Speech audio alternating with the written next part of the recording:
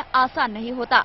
ऐसे में जबकि सचिन ने क्रिकेट को अलविदा कहने का मन बना लिया है, तो सचिन के फैंस सकते में हैं।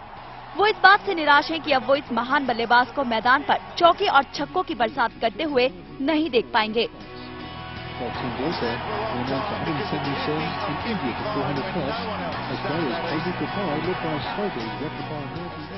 कुछ ऐसा ही हाल है पूर्व क्रिकेटर कीर्ति आजाद का। इस पूर्व खिलाड़ी का मानना है कि उनके लिए बेहद दुख की बात है कि अब वो इस महान बल्लेबाज को बल्लेबाजी करते नहीं देख पाएंगे। उन्होंने बहुत नाम किया है देश का, और जिस प्रकार से उनका प्रदर्शन रहा है वो अद्वितीय है। उसके आसपास भी मुझे कोई नहीं दिखता इस मॉडर्न डे क्रिकेट में कोई उनके आसपास आ सके। मैं उनको अपनी ओर से शुभकामनाएं देता हूं। साथ ही साथ ये बड़ा मुश्किल होगा कि जो व्यक्ति उठते बैठते सोते जागते जब कभी मैच देखें उसमें सचिन तेंदुलकर पिछले 24 सालों से खेल रहा था, तो इस समय यह सोचना कि वह टीम में नहीं होंगे बड़ा अजीब सा लगता है।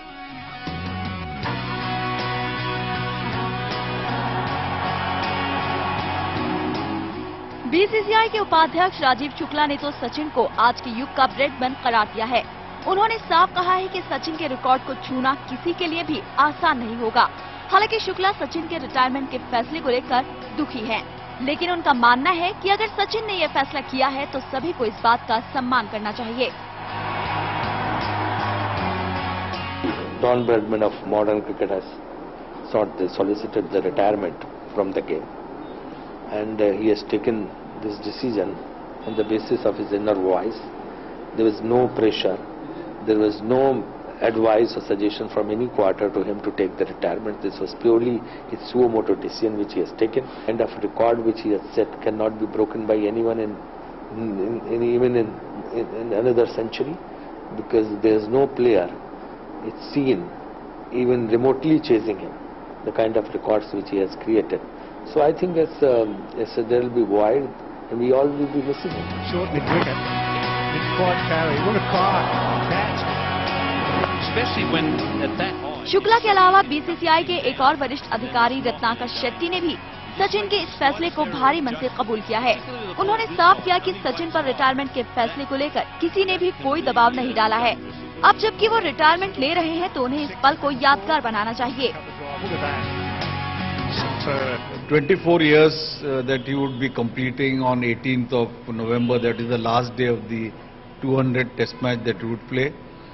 And one can't imagine that somebody would continue to play cricket at the international level for 24 long years, not just playing but creating all records to himself, and doing his best for the country in whatever format of the game that he has played. And I think that itself speaks for his contribution to Indian cricket.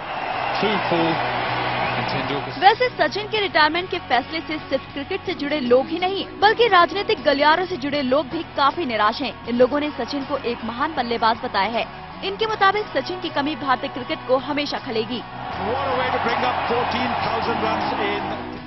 उन्हें खुदा लंबी उम्र दे और cricket का match और ज्यादा मकबूल हो और ईमानदारी के साथ हो, सच्चाई के साथ हो। ये उनका अपना फैसला। अगर उन्होंने रिटायरमेंट लिया है, जाहिर है उन्होंने देश का नाम रोशन किया पूरी दुनिया के अंदर। जाहिर है कि पिछले 24 साल से करोड़ों फैंस सचिन को क्रिकेट के मैदान पर बल्ले से धमाल मचाते हुए देख रहे हैं। उनके लिए सचिन का क्रिकेट को अलविदा कहने का फैसला किसी झटके से कम नहीं होगा। ब्यूरो रिपोर्ट, खबर भारती।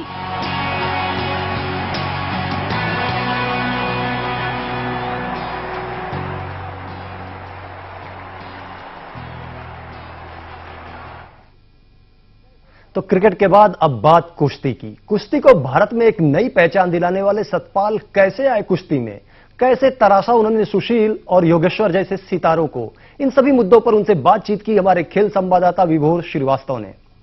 देश की कुश्ती को नए आयाम तक पहुंचाने और इस देश को सुशील कुमार और योगेश्वर जैसे शिष्य देने वाले महाबली सतपाल हमारे साथ मौजूद हैं। आइए उनसे कुछ खास बात करते हैं। सतपाल जी, स्वागत है आपका खबर भारती में। जी, खबर भारती के सभी श्रोताओं को मेरा नमस्कार। और सबसे पहले मेरा आपसे ये सवाल है कि आप इस खेल में